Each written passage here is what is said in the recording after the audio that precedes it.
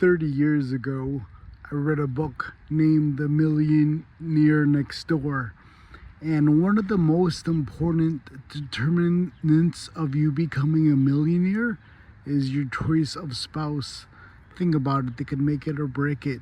You have to find not just based on looks, you gotta line up your values.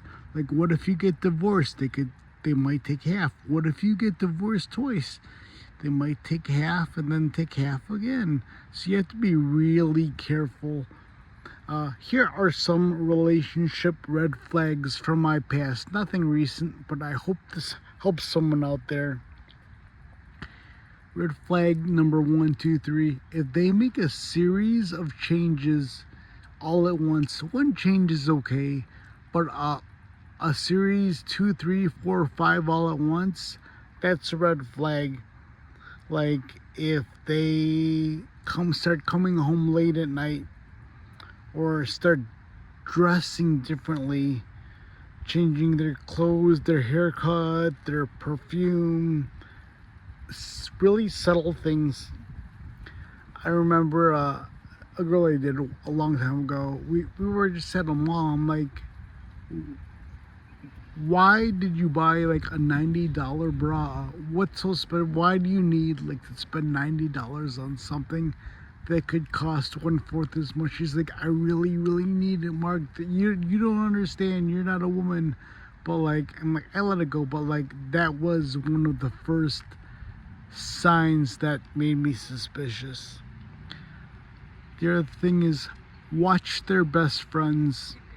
I was in a relationship once, and her best friend, I just had a bad feeling. She had very bad morals. She would like hook up with guys, just want to go to bars and just party all night, every Thursday, Friday, Saturday, sometimes Sunday, sometimes Wednesdays, and it was really pathetic. And you are average of your 5 closest people you contact with, of your 5 closest friends, and that should have just made me stop right away. But to this day, that one girl I dated, it was a long time ago, but that was an immediate indication that she wasn't a good match. The other thing I noticed, another red flag is when every time they get a phone call and they gotta hide their phone or take the call in another room, they immediately gotta cover their phone and make sure you don't see who's calling. And when they change their privacy, like every time the phone rings, they gotta subtly face it away so you don't see it, and they're act so casual about it, and then they run to the bathroom or into the bedroom. It's a big red flag. Same thing with their tablet or laptop. Like, say, hey, I'm home, and you walk in the door and they immediately close the laptop. Or for some reason, all of a sudden they're so aware of their privacy, and they put privacy filters and passwords, and that wasn't a big thing before. Another red flag is watch their social media, especially like their Facebook, their Twitter. Who's always replying? Who's replies to every comment? Who types long dramatic soap opera stories? Another red flag is when you just ask for an explanation. Hey, where were you? We were supposed to go out to dinner. And they go into a long, detailed information instead of saying, oh, sorry, to get gas and I had to pick up dinner. I went to the grocery store. Here's a roasted chicken, $5 from Costco.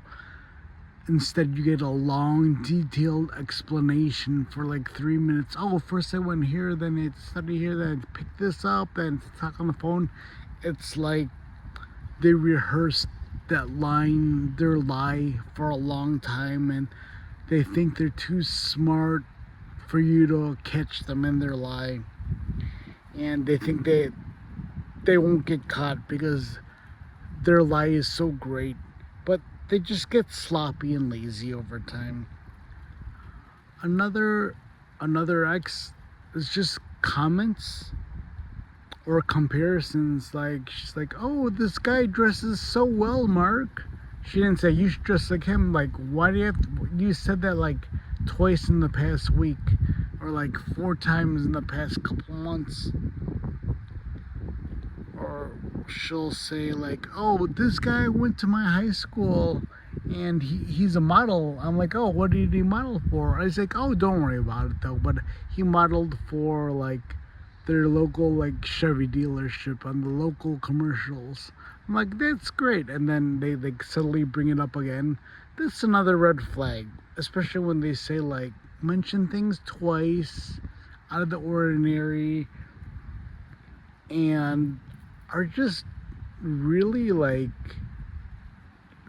comparative of you.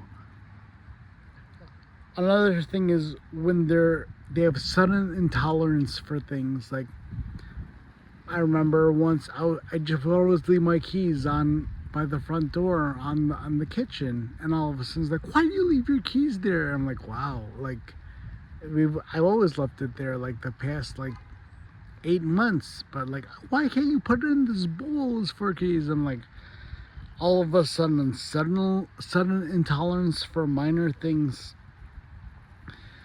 and then it's when your gut tells you something, when you have a bad feeling about something, your gut is usually right.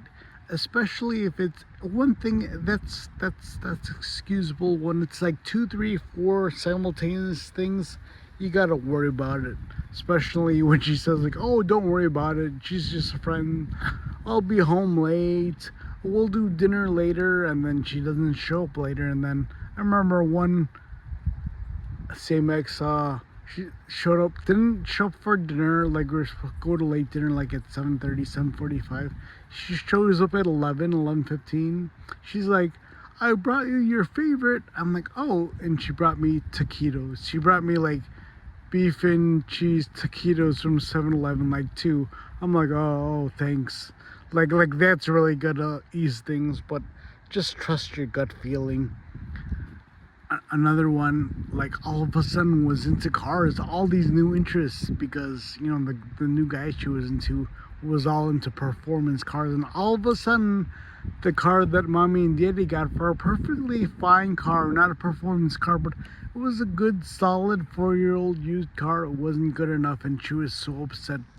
On her birthday she didn't get a new car. I'm like, this stupid bee doesn't deserve crap. Like, man, I remember getting really mad at her. I'm like, this girl deserves a stupid like Costco hot dog soda combo dinner, because this girl is just so spoiled.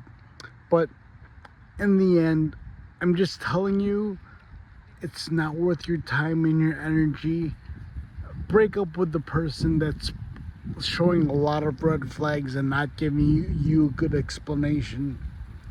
It hurts now, but in the long run, it's one of your best decisions you could make. You be you. That is the most important thing. Make your first million. For a lot of you, you think a million's a lot. A million is not a lot here in the U.S. Like, you could live safe, but like you could live normal. But after your first million, you're gonna realize it's not a lot. You gotta start making your second and your third. Once you make your third, you'll start feeling okay. But you don't want to leave things to chance with a woman or significant other displaying so many red flags. It's not worth it. You have to put yourself and your family, like mom and dad or your kids, and their best self-interest, but not someone who's has their own self-interest and is not being fair and is taking advantage of them. You be you. You got to put yourself first. You got to fight for your dreams.